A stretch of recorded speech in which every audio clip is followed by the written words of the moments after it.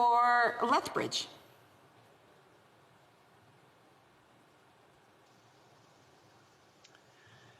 Energy is the fuel of life, and thankfully we have been blessed with a great deal of it.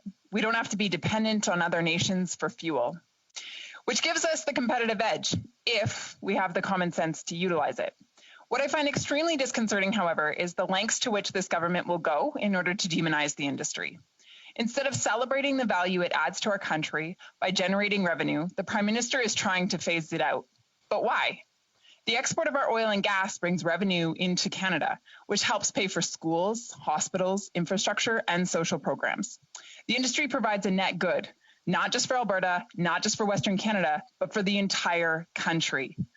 Those are the indirect benefits. Now, let's look at the direct benefits. The direct benefits of hydrocarbons, which are the main component in crude oil, are responsible for transporting people, goods, and food.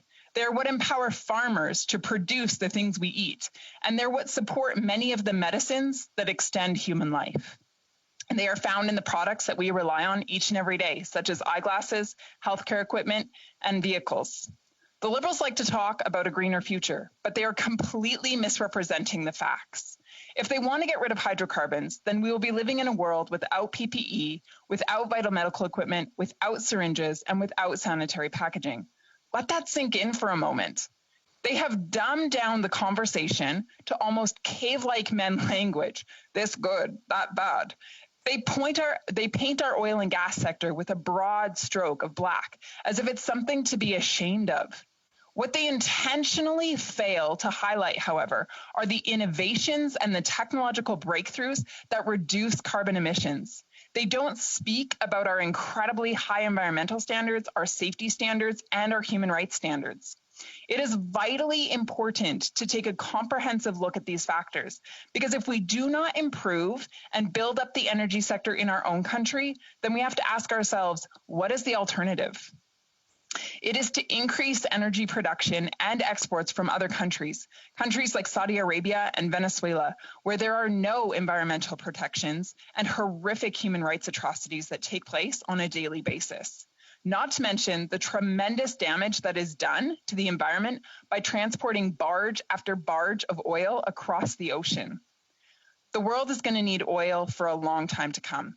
In fact, demand is estimated to increase by 19% by 2040.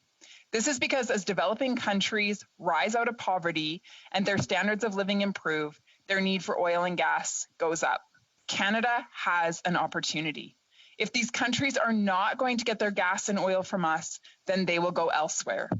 If the Prime Minister genuinely cares about reducing global greenhouse gas emission, then the obvious action is to boost production in our own country, where the industry works hard to reduce environmental impacts and improve performance without through constant innovation.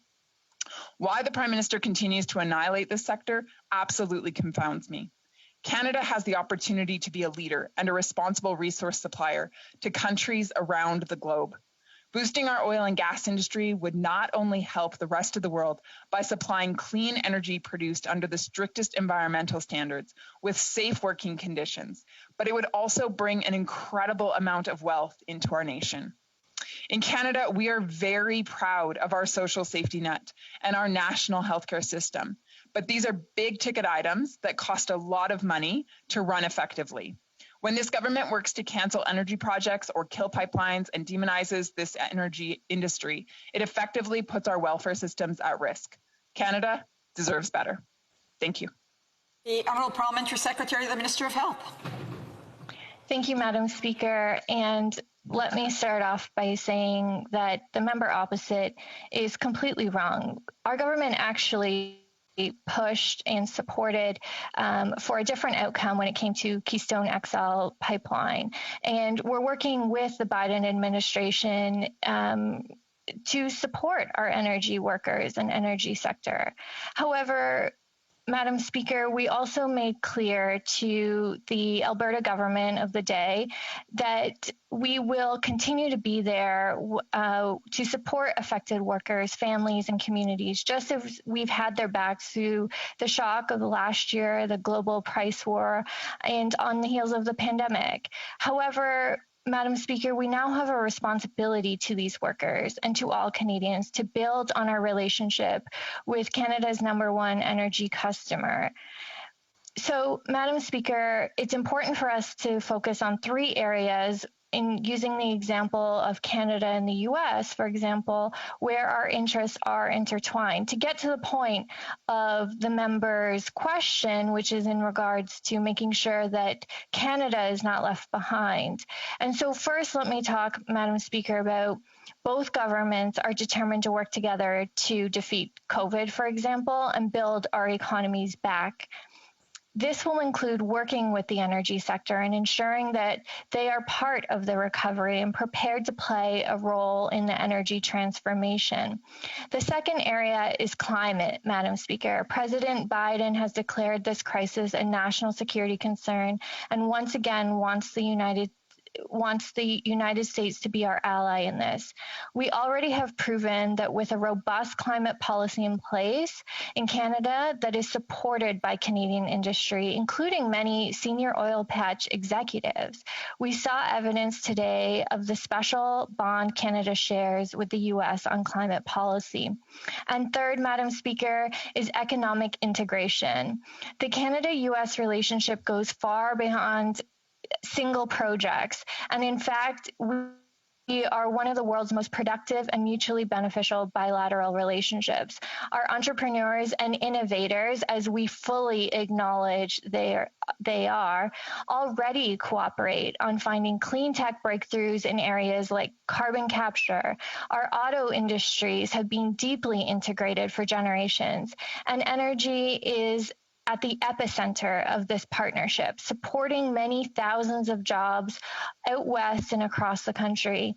Canada happens to be the largest and most secure foreign source of energy for the United States. Those sources include crude oil, natural gas, hydroelectricity, and uranium.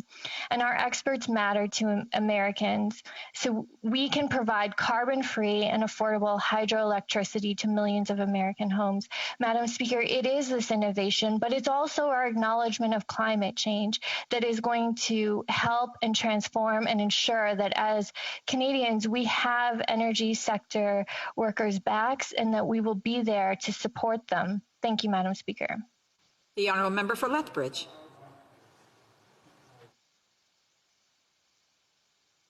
The honourable member for Lethbridge, you need to put your mic on. And I'll let you start it all over again. Thank you. Canada has the 3rd largest crude oil reserve in the world, and yet we import billions of dollars worth of oil from foreign suppliers. Currently, more than half of the oil used in Quebec and Atlantic Canada is imported from countries like the United States, Saudi Arabia, the Russian Federation, Nigeria, and the Ivory Coast. By restricting Canada's oil and gas industry through legislation and bulldozing pipeline projects, the Prime Minister is indirectly boosting production in other countries where poor environmental regulations exist and massive human atrocities take place. The Prime Minister would rather boost the production of blood oil overseas than support the production of ethical oil right here in his own backyard. Canadians do deserve better. Canadians deserve a Prime Minister who will secure a future in the energy sector. Parliamentary Secretary. Madam Speaker, thank you. And once again, let's point out the fact that, again, let's use the US and Canada example, and we have more than 70 pipelines and 30-odd transmission lines that connect us. We are each other's top energy supplier in virtually every energy source, including oil, gas, and hydroelectricity. And in doing this, we are partners in energy security as well, and making sure that families on both sides of the border can heat and light their homes and power industries and keep their workers employed. So, Madam Speaker, we are absolutely committed to making sure that we can build our partnerships, create good jobs at home, but at the same time, ensuring that we protect the environment and live up to our climate change commitments. Thank you, Madam Speaker.